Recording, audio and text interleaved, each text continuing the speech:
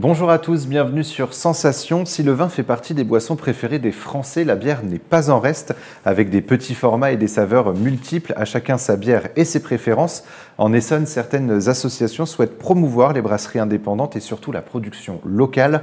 Pour en parler avec nous, je suis aujourd'hui avec Florent Lecor. Vous êtes gérant de la brasserie Galilée et membre du syndicat national des brasseries indépendantes en Essonne. Bonjour. Bonjour Jessie. Alors, votre brasserie est située à Angerville, vous proposez des ateliers de brassage et vous avez noué plusieurs partenariats sur le territoire et dans l'Eure-et-Loire avec des brasseurs. L'objectif, c'est aussi de valoriser la production locale et montrer justement cette force de production locale sur le territoire. Ah oui, exactement. Donc, merci de m'avoir invité.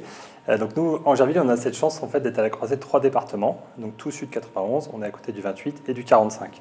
Ce qui nous fait vraiment une plateforme où je peux, à 50 km près, toucher à peu près une quinzaine ou vingtaine de brasseries.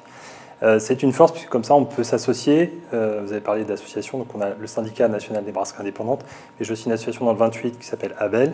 Et là on va plutôt faire des achats groupés par exemple pour réduire nos coûts, ou créer des festivals. Attendez-vous à voir quelques festivals l'année prochaine organisés directement par l'association. C'est un double intérêt pour nous. Le premier, c'est qu'économiquement, on s'y retrouve mieux et on peut toucher directement nos consommateurs. Donc on n'a pas d'intermédiaire entre nos produits et le consommateur. Alors, on parle souvent de concurrence justement entre les commerçants et entre les producteurs locaux. Vous, ce que vous défendez, c'est que justement on peut être producteur, mais également en partenariat avec d'autres producteurs. Alors c'est vraiment gagnant-gagnant. Une fois que tout le monde a compris la démarche entre producteurs, effectivement, ça devient vite gagnant-gagnant. Je vais vous prendre un exemple sur lequel on travaille actuellement. Un de mes collègues est aussi agriculteur. Il est en train de, donc là, il a semé son orge, récolté la récolte de cette année, va partir en malterie. Et donc là, on est en train de s'associer pour lui acheter tout son orge, le faire malter, chose que je ne pourrais pas faire tout seul, parce que je vais en passer 5 tonnes par an de ce type d'orge-là. Là, on va en acheter 50 tonnes sur une dizaine. Ça va nous réduire les coûts, et lui, ça va lui garantir un salaire. Et ce qui est l'intérêt aussi, c'est que moi, je sais vous dire dans quel champ a poussé mon orge. Donc d'un point de vue traçabilité, c'est gagnant pour toute la chaîne. Et cela vous permet également de faire déguster des bières différentes à vos clients, comme une bière au miel ou une bière au pain. Comment expliquer que la bière peut avoir des saveurs multiples et presque infinies ? D'un brasseur à l'autre, on a des manières de faire différentes. Et nous, on a une grosse particularité, c'est qu'on aime beaucoup travailler avec d'autres types de produits. Donc on s'est mis en partenariat avec la boulangerie Comines, qui est située dans le 91. C'est celle qui sert l'Élysée, entre autres. Et du coup, on récupère ces invendus de pain, on les déshydrate et ensuite on va brasser de la bière avec celle-ci.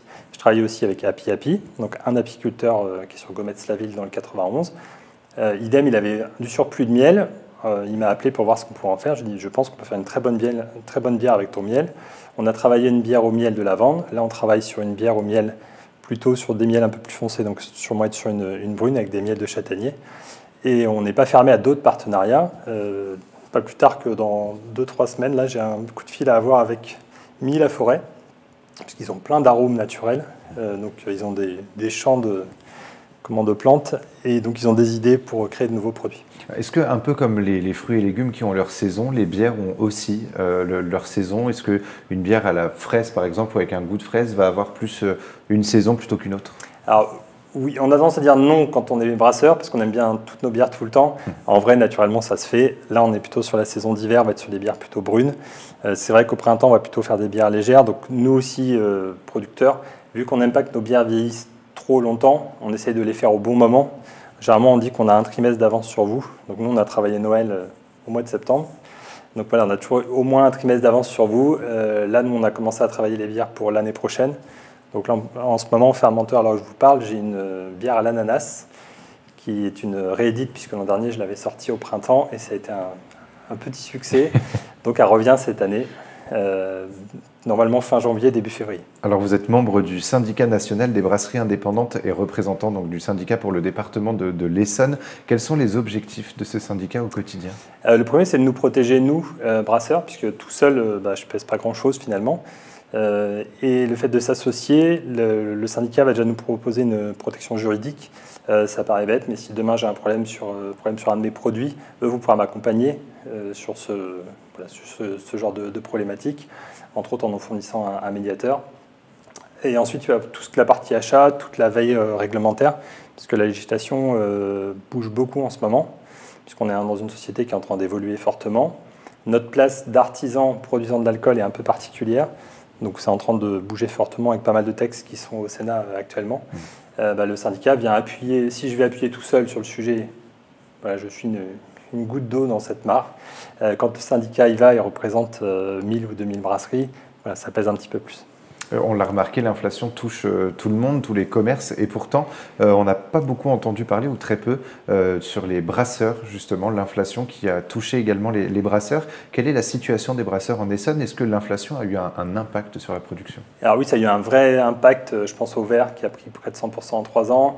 Notre malt qui est très fluctuant, lui, alors ça ne peut pas dire qu'il est en train de rebaisser, donc c'est ça que c'est compliqué de dire qu'on a pris à peu près 50%. Pas mal de matières qui ont augmenté rapidement. Si je dois retenir un truc positif de cette inflation, c'est que ça nous a forcés à travailler ensemble. Puisqu'effectivement, avant, quand j'achetais mon malt tout seul, j'achetais ma palette, j'avais 100 € de frais de livraison. Là, on va acheter à 2 ou 3, on va acheter 4-5 palettes, les frais de livraison deviennent quasiment négligeables. Donc c'est cette inflation qui vous a permis justement de revoir un petit peu votre mode de fonctionnement et donc de créer un peu plus de partenariats? Nous, on a eu ce message-là dès la création de la brasserie. Disons qu'on est mieux entendu par mes collègues. Quand je leur dis maintenant, en fait, c'est un réflexe, j'ai une commande à faire, j'appelle mes 2-3 collègues à côté, ça intéresse quelqu'un, si ça intéresse personne, c'est pas très grave. Sinon, je dis, bah voilà, je te mets. Puis des fois, c'est des petites quantités, finalement, il manque un sac de malt de quelque chose, c'est dommage de refaire une grosse commande pour ça. Je te mets un sac dessus, voilà, c'est pas. Et d'avoir ce réflexe, je trouve ça vraiment bien, parce qu'effectivement, on économise pas mal de frais de transport, donc même d'un point de vue écologie, ça évite des camions qui font des allers-retours pour rien. Alors, on parle souvent du soutien aux producteurs locaux, un soutien très présent pendant notamment les confinements en 2020. Les Français semblaient redécouvrir les producteurs locaux et leur vouer une passion. Pourtant, aujourd'hui, les bonnes vieilles habitudes reviennent. On va surtout dans les supermarchés. Est-ce qu'il ne faudrait pas plus valoriser les petits commerçants, notamment sur les réseaux sociaux, pour permettre d'accueillir plus de clientèle et notamment à travers les syndicats de valoriser encore un peu plus ces producteurs locaux? Alors, on essaye d'y aller. Alors, nous, on a une analyse un petit peu différente. On se dit, on n'a pas l'impression que les gens, il y a un désamour du sujet. On sent plutôt que c'est justement l'inflation et la communication sur l'inflation où les gens se sentent un petit peu obligés de consommer moins cher. Nous, ce qu'on se dit, c'est que plutôt on invite nos consommateurs à venir tout de même chez nous, mais plutôt que de prendre avant, ils prenaient 12 bières, d'en prendre que 6. Voilà, nous, entre 12 qu'on avait avant bières vendues, 6 aujourd'hui et 0 que mes collègues peuvent voir, on va se satisfaire avec les 6 et on va plutôt aller chercher des nouveaux marchés. Il faut se dire que chaque petit achat de n'importe quel consommateur apporte pour nous, on n'attend pas à ce que tout le monde achète 4-5 cartons par mois, on n'est pas là-dessus. On est des petites productions, de toute façon, on a besoin que chacun fasse un petit effort et pas un effort monstrueux. Là, on est sur les périodes de Noël, voilà, si vous avez des petits cadeaux à faire, passez voir votre brasseur. On a les premiers cadeaux à moins de 10 €, vous pouvez trouver ça dans une brasserie assez facilement. Et ça reste unique puisqu'on ne les retrouve pas du coup partout en France. Vous faites également partie de l'association ABEL, pour Association des brasseries de l'Eure-et-Loir et limitrophes. Quel est votre rôle au sein de l'association et plus largement les ambitions de l'association? Alors moi en tant que personne, je suis trésorier, mais on s'est donné chacun des rôles plus histoire d'avoir un rôle, on va dire.